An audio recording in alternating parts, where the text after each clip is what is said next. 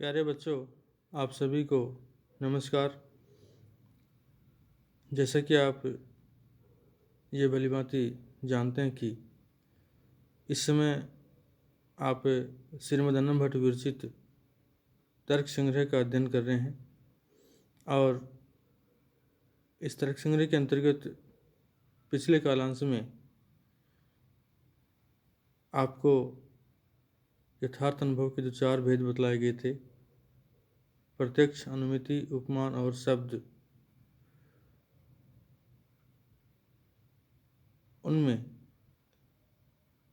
हम पिछले कालांश में अनुमिति के कारण अर्थात असाधारण कारण अनुमान पर प्रकाश डाल चुके हैं और अनुमिति करणम अनुमानम परामर्शजन्यम ज्ञानम अनुमिति कि अनुमिति के कारण को अर्थात असाधारण कारण को अनुमान कहते हैं और परामर्शजन्यम ज्ञानम अनुमिति परामर्श से उत्पन्न होने वाला ज्ञान अनुमिति होता है अर्थात कहलाता है। तो ये हम पिछले कालांश में देख चुके हैं, अर्थात अनुमान के विषय में हम अध्ययन कर चुके हैं। आज इस कालांश में अनुमान के जो भेद हैं कि अनुमान कितने प्रकार का होता है उस पर प्रकाश डालेंगे। तो श्रीमद् अन्नम भट्ट ने इस तर्क संग्रह के अंतर्गत अनुमान के जो भेद बतलाए हैं वो इस रूप में है कि अनुमानम द्विविधम स्वार्थम परार्थम च तत्र स्वार्थम स्वानुमिति हेतु तथा ही स्वयमेव बहुदर्शनेन यत्र धूमः तत्र अग्नि इति महान साधव व्याप्तिं गृहीत्वा पर्वत समीपम गते तद्गते च अग्नौ संदिहान पर्वते धूमं पश्यन् व्याप्तिं स्मरति यत्र धूमः तत्र अग्नि इति तदनन्तरं वह्नि व्याप्यं धूमवान् अयं पर्वतः इति ज्ञानम् उत्पद्यते अयम् एव लिंग परामर्शः इति उच्यते। तस्मात् पर्वतो वह्निमान् इति ज्ञानम् अनुमितिर् उत्पद्यते तत् एतत् स्वार्थ अनुमानम। इस तरह से अनुमान के जो भेद हैं वो इसमें बतलाए गए कि अनुमानम द्विविधम स्वार्थम परार्थम च कि वह अनुमान जो है स्वार्थ और परार्थ, स्वार्थ च और परार्थ के भेद से द्विविधम 2 प्रकार का होता है, अर्थात उस अनुमान के स्वार्थ और परार्थ 2 भेद होते हैं। तत्र स्वार्थम स्वानुमिति हेतु और तत्र इनमें जो है स्वार्थम जो अनुमान का प्रथम भेद है स्वार्थ अनुमान, वह है स्वार्थम कि स्व प्लस अर्थम अर्थात अपने अर्थम अर्थ के लिए अर्थात ज्ञान के लिए जो होता है कि तत्र स्वार्थम जो स्वार्थ अनुमान है वह स्व अनुमिति हेतु अपने अनुमिति अपने ज्ञान का हेतु जो हेतु होता है वह स्वार्थ अनुमान होता है, अर्थात स्व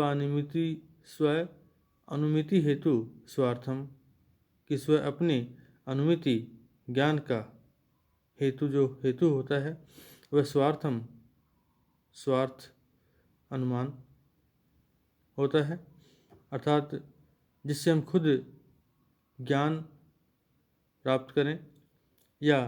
जिस हेतु को देखकर हम खुद के लिए जो है किसी भी विषय का किसी भी वस्तु का ज्ञान प्राप्त करें कि इसकी वजह से यह वस्तु है और हम खुद उसको जो है अपने आप में धारण करें तो वह आपका स्वार्थ अनुमान होता है। तथा ही जैसे कि स्वमेव भूयो दर्शनेन यत्र धूमः तत्र अग्नि इति महान साधव व्याप्तिं गृहीत्वा पर्वत समीपम गतः, तथा जैसे कि कि महान साधव कि कोई व्यक्ति जो है, महान साधव महानस्य अर्थात मानस्य रसोई जो घर है, उस रसोई घर आदव आदि में, मानस्य आदव कि कोई व्यक्ति मानस्य रसोई घर आदव आदि में भूयो दर्शनेन बार बार देखकर क्या देखकर कि यत्र धूमः तत्र अग्नि, यत्र जहाँ पर धुआं होता है, तत्र अग्नि वहाँ पर आग भी होती है। वहाँ पर जो है कि जहाँ यत्र धूमः जहाँ पर धुआं होता है, तत्र अग्नि वहाँ आग जो है या अग्नि जो है वह होती है। और इति व्याप्तिम इस प्रकार की इस व्याप्ति को अर्थात इन दोनों के एक साथ साथ रहने के नियम को कि जहाँ धुआं होता है वहाँ अग्नि होती है और जहाँ अग्नि होती है वहाँ धुआं भी होता है, तो ये दोनों साथ साथ रहते हैं। इति शास्त्रीय नियमों व्याप्तिम इस प्रकार इन दोनों के साथ साथ रहने के इस नियम को अर्थात इस व्याप्ति को गृहीत्वा ग्रहण करके और पर्वत समीपम गतः पर्वत के समीप अर्थात पास में जो है गया और तद्गते उस पर्वत के स्थित जो है तद्गते पर्वत स्थित जो है ये पर्वत पर स्थित अग्नौ संदिहान उस आग के विषय में अग्नि के विषय में संदेह करता हुआ पर्वते धूमं पश्यन् उस पर्वत में या पर्वत के ऊपर धूमं पश्यन् धुएं को पश्यन् देखता है और व्याप्तिम स्मरति और उस व्याप्ति को, कौन सी व्याप्ति को कि जहाँ धुआं होता है वहाँ अग्नि होती है और जहाँ अग्नि होती है वहाँ धुआं होता है। इति शास्त्रीय नियमों व्याप्ति इस प्रकार के इन दोनों के साथ साथ रहने का नियम को जो हम व्याप्ति कहते हैं, इस प्रकार की इस व्याप्ति को स्मरण करता है। इस प्रकार की इस व्याप्ति का स्मरण करता है कि यत्र धूमः कि जहाँ धुआं होता है तत्र अग्नि वहाँ आग होती है और तदंतरम और तत्पश्चात जो है इसके उपरांत इस व्याप्ति को ग्रहण करके कि जहाँ धुआं होता है वहाँ आग भी होती है, इस व्याप्ति को ग्रहण करके वह्नि व्याप्यम धूमवान अयम पर्वत है, वह्नि व्यापम कि अग्नि से व्याप्त युक्त धूमवान धुएं वाला अयम पर्वत है, यह पर्वत है अर्थात अयम पर्वत है, यह पर्वत अग्नि से व्याप्त धुएं वाला है, अग्नि से व्याप्त धुएं वाला है। इति ज्ञानम उत्पद्यते इस प्रकार का ज्ञान जो है उसको उत्पन्न होता है। अयम एव लिंग परामर्श है और यही अयम एव यही जो ज्ञान है, इस प्रकार का ज्ञान कि अग्नि से व्याप्त या यह पर्वत जो है अग्नि से व्याप्त धुएं वाला है। अयम एव यही जो ज्ञान है, इस तरह का जो ज्ञान है वह लिंग परामर्श है। लिंग परामर्श इति उच्यते इस प्रकार कहलाता है कि ये पर्वत आग वाला है, यह लिंग परामर्श इति इस प्रकार उच्यते कहलाता है। और तस्मात् इसीलिए पर्वतो वह्निमान यह पर्वत जो है यह आग वाला है। इति ज्ञानम इस प्रकार का जो ज्ञान है